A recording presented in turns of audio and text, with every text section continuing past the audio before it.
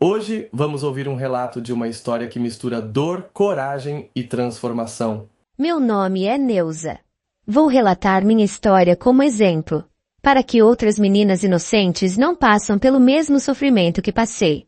Eu morava no Nordeste do Brasil. Minha mãe dizia que éramos uma família abençoada, embora a vida fosse marcada por dificuldades. Cresci em uma pequena casa de barro, coberta por telhas velhas que estalavam sob o calor escaldante do sertão. Meu pai trabalhava na roça, enfrentando o sol implacável para garantir o mínimo de sustento. Já minha mãe, sempre firme e amorosa, fazia de tudo para manter o lar unido.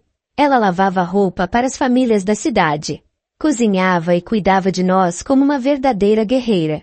Mas, apesar de seus esforços, havia dias em que a comida não era suficiente e o vazio em nossos estômagos se misturava ao som do vento seco lá fora. Desde cedo, eu sentia o peso das responsabilidades.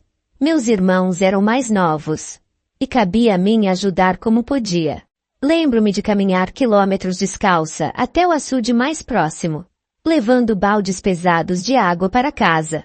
Era uma rotina exaustiva, mas sempre que minha mãe me olhava com aquele sorriso cansado, sentia que todo o esforço valia a pena.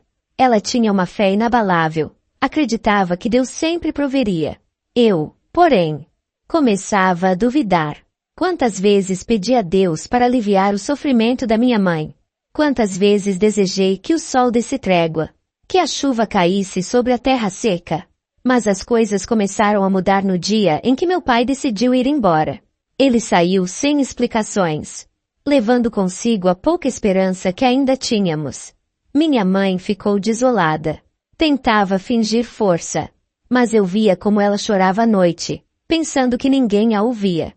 Foi então que percebi que, de alguma forma, precisava fazer algo por nós. Não sabia o que, mas dentro de mim nasceu uma determinação que eu nunca havia sentido antes. Um dia, enquanto ajudava minha mãe a lavar roupas à beira do rio, ouvi falar de um senhor na cidade que contratava meninas para trabalhar em sua casa. Não era algo que eu desejasse, mas a fome nos empurrava para decisões difíceis. Com o coração apertado, decidi me oferecer para o trabalho. Minha mãe chorou ao saber, mas não tentou me impedir. Ela sabia que não tínhamos escolha. Cheguei à cidade, assustada com o movimento e o barulho. A casa do senhor era enorme, uma mansão que parecia de outro mundo. Meu trabalho era simples: limpar, cozinhar e cuidar das plantas do jardim. Apesar da dureza, o salário era suficiente para mandar dinheiro para minha mãe e meus irmãos. Mas o que parecia ser uma oportunidade logo se transformou em um pesadelo. Certa noite, enquanto eu terminava de varrer o corredor, ouvi vozes alteradas. Era o senhor da casa discutindo com sua esposa. As palavras dele eram pesadas, cheias de ódio. Em um instante, ele apareceu diante de mim, os olhos cheios de fúria, e me acusou de ter quebrado uma valiosa peça de porcelana. Eu tentei explicar que não sabia do que ele falava, mas ele não quis ouvir. Ele me demitiu na mesma hora, sem me pagar o que havia prometido. Voltei para casa com o coração partido. Minha mãe me recebeu com um abraço apertado, mas eu via nos olhos dela o desespero pelo futuro. Foi então que tomei a decisão mais difícil da minha vida: deixar tudo para trás e ir para São Paulo em busca de trabalho. Não sabia o que me esperava, mas sabia que não podia desistir da minha família. Essa foi a última vez que vi minha mãe sorrir. Cheguei a São Paulo com pouco mais do que a roupa do corpo e algumas moedas no bolso, fruto de uma vaquinha feita pelos vizinhos. Quando desci do ônibus na rodoviária, fui engolida pelo tamanho da cidade. Prédios altos, pessoas apressadas e uma sensação constante de estar sozinha. Dormi nas primeiras noites em um banco de praça, enrolada em um cobertor fino que uma mulher desconhecida me ofereceu. O frio paulistano era diferente do vento seco do sertão. Ele cortava a pele, mas, acima de tudo, penetrava na alma. Com o passar dos dias, comecei a procurar trabalho. Bati em muitas portas, em todas elas recebi não como resposta. Quando não tinha mais forças, decidi aceitar o que aparecesse. Foi assim que comecei a trabalhar em um restaurante no centro da cidade. O salário era miserável, mas me permitia comer um prato de arroz e feijão por dia e alugar um quartinho em uma pensão de paredes úmidas e cheiro de mofo. No restaurante, a vida não era fácil. Trabalhava de manhã até tarde da noite, lavando pratos e limpando o chão. O dono era um homem cruel e exigente, que não pensava duas vezes antes de gritar com os funcionários. Muitas vezes, chorei em silêncio enquanto esfregava panelas, pensando na minha mãe e nos meus irmãos. Será que eles estavam comendo? Será que minha mãe continuava com a saúde frágil?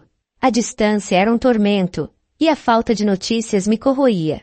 Um dia, enquanto saía do trabalho já tarde da noite, fui abordada por um homem estranho na esquina. Ele me ofereceu um emprego em uma casa de eventos. Prometia um bom salário e condições melhores. Naquele momento, meu coração ficou dividido entre o medo e a esperança. Mas a fome e o cansaço falaram mais alto, e eu aceitei. Cheguei a tal casa na noite seguinte e logo percebi que havia algo errado. Era um lugar sombrio, frequentado por homens rudes e olhares invasivos. Fui colocada em um uniforme apertado e avisada de que meu trabalho não era apenas servir. Tentei argumentar. Tentei fugir. Mas os donos do lugar eram ameaçadores. Eu estava presa. Os dias naquela casa foram os mais sombrios da minha vida. Trabalhava todas as noites, sujeita a humilhações e violência. Minha alma gritava por socorro, mas não havia ninguém para ouvir. A cada amanhecer, me sentia mais distante de quem eu era. Me perguntava se Deus havia esquecido de mim. Se minha mãe ainda rezava por mim lá no sertão. Foi em uma dessas noites que conheci Júlio. Um cliente que parecia diferente dos outros. Ele não me olhava com desprezo, não fazia piadas cruéis. Em vez disso, puxava a conversa, perguntava sobre minha vida. Contei a ele parte da minha história, escondendo o pior. Mas ele parecia entender o que eu não dizia. Júlio começou a frequentar o lugar com mais frequência e, em uma noite, me ofereceu ajuda. Disse que poderia me tirar dali. Aceitar sua ajuda foi uma decisão difícil. Eu já não confiava em ninguém. Mas algo no olhar dele me dava esperança. Na noite combinada, fugi pela porta dos fundos, com Júlio me esperando em um carro velho. Passamos a madrugada viajando até o interior, onde ele morava. Lá, ele me ofereceu abrigo e um emprego em sua pequena fazenda. Nos meses seguintes, comecei a reconstruir minha vida. Trabalhava no campo, respirando o ar fresco que tanto me fazia falta. Júlio se tornou um amigo, alguém em quem eu podia confiar. Mas a paz não durou muito. Os donos da casa onde eu trabalhava descobriram onde eu estava e vieram atrás de mim. Certa manhã, enquanto alimentava os animais, fui surpreendida por dois homens armados. Eles me levaram à força, ameaçando Júlio e sua família caso tentassem impedir. Fui levada de volta à cidade, jogada de novo no pesadelo que eu havia deixado para trás. Dessa vez, porém, minha esperança não estava completamente morta. Eu havia conhecido o que era ser livre, ainda que por um breve momento, e prometi a mim mesma que encontraria uma forma de escapar novamente, custasse o que custasse. O que aconteceu depois mudou minha vida para sempre. De volta ao pesadelo. A sensação de desespero era esmagadora. Mas, dessa vez, algo em mim havia mudado. Não era mais aquela menina assustada do sertão. A convivência com Júlio e o pouco de liberdade que tive despertaram uma força que nem eu sabia que tinha. Cada dia na casa de eventos era uma tortura. Mas, no fundo, eu fazia planos. Observava cada detalhe. As rotas de entrada e saída. Os horários menos movimentados e, principalmente, os pontos fracos de quem me mantinha ali. Mas a pressão aumentava. Um dos donos, Roberto, começou a se tornar mais agressivo comigo, como se quisesse apagar o brilho de resistência que ele ainda via em meus olhos. Certa noite, ele me chamou em seu escritório e, com um tom ameaçador, disse: "Você acha que pode fugir de novo, garota? Se tentar, não vai sobrar nada de você ou do tal fazendeiro que te ajudou." Aquelas palavras me acertaram como um soco. Mas não deixei que ele visse meu medo. Saí dali com as pernas bambas, mas com o coração decidido. Eu precisava agir. Naquela mesma noite, fiz contato com uma garota chamada Vanessa, que também trabalhava no lugar. Ela era mais velha e parecia experiente, mas, acima de tudo, percebi que ela também queria sair dali. Combinamos de nos ajudar mutuamente. Vanessa conhecia um policial que visitava o local com frequência. Segundo ela, ele já havia prometido ajudá-la em troca de informações sobre as atividades ilegais dos donos. Era uma aposta arriscada, mas era a única chance que tínhamos. Na noite seguinte, enquanto o policial estava lá, Vanessa conseguiu entregar um bilhete escondido no bolso dele. Eu não sabia se ele levaria a sério ou nos denunciaria, mas rezava para que fosse a primeira opção. Os dias seguintes foram um tormento de espera. Roberto e os outros donos pareciam desconfiados, como se sentissem que algo estava prestes a acontecer. A tensão era quase insuportável. Então, na noite mais movimentada da semana, tudo mudou. Um grupo de policiais invadiu o lugar com armas em punho, gritando ordens e prendendo todos que encontravam. O caos tomou conta. No meio da confusão, Roberto tentou fugir, mas foi detido. Eu e Vanessa fomos levadas junto com as outras garotas, mas, para nossa surpresa, fomos tratadas como vítimas e não como cúmplices. Durante o interrogatório, contei minha história inteira, desde o sertão até aquele momento. Falar tudo em voz alta foi como abrir uma ferida antiga, mas também senti como se estivesse deixando aquele peso para trás. Fiquei meses sob proteção policial enquanto o caso era investigado. Durante esse tempo, recebi ajuda psicológica e apoio para recomeçar. Vanessa, que se tornou uma grande amiga, também começou a reconstruir sua vida. Descobri que ela tinha um filho pequeno que não via há anos. E ver a alegria dela ao se reunir com ele foi uma das coisas mais emocionantes que já presenciei. Quando finalmente pude voltar para o sertão, minha vida já não era a mesma. Mas meu coração ainda batia pelo lugar onde cresci. Ao chegar na pequena casa de barro, encontrei minha mãe sentada na varanda, olhando para o horizonte como sempre fazia. Ela estava mais magra e parecia envelhecida, mas seus olhos brilhavam ao me ver. Corri para abraçá-la e chorei como nunca antes. Eu sabia que Deus ia trazer você de volta, ela disse, com a voz embargada. Minha mãe havia segurado nossa família sozinha por todo aquele tempo, mesmo com a saúde debilitada. Quando contei tudo o que havia passado, ela chorou, mas também disse que sentia orgulho da minha força. Era como se, pela primeira vez, eu pudesse respirar aliviada. Decidi usar o pouco de dinheiro que recebi de indenização para ajudar minha mãe e meus irmãos. Consegui melhorar a casa e colocar meus irmãos na escola. Também comecei a trabalhar como voluntária em uma organização que ajudava mulheres em situações como a minha.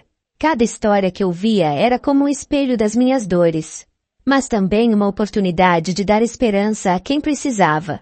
A vida nunca foi fácil, mas eu finalmente aprendi que, mesmo nas maiores adversidades, existe uma força dentro de nós capaz de nos levar além. Hoje, quando olho para o céu do sertão, já não peço por chuva. Agradeço por estar viva e por ter encontrado, em meio a tanto sofrimento, a chance de recomeçar. Alguns anos se passaram, e minha vida tomou rumos que eu jamais poderia imaginar. Durante meu trabalho como voluntária na organização que ajudava mulheres em situação de vulnerabilidade, conheci um homem chamado Antônio. Ele era engenheiro agrônomo e trabalhava em projetos de irrigação para ajudar famílias do sertão a cultivarem suas terras. Desde o primeiro momento, algo em sua presença me transmitiu paz, algo que eu não sentia há muito tempo. Ele era gentil, educado e tinha um sorriso que parecia iluminar até os dias mais áridos. No início, confesso que resisti à ideia de me envolver.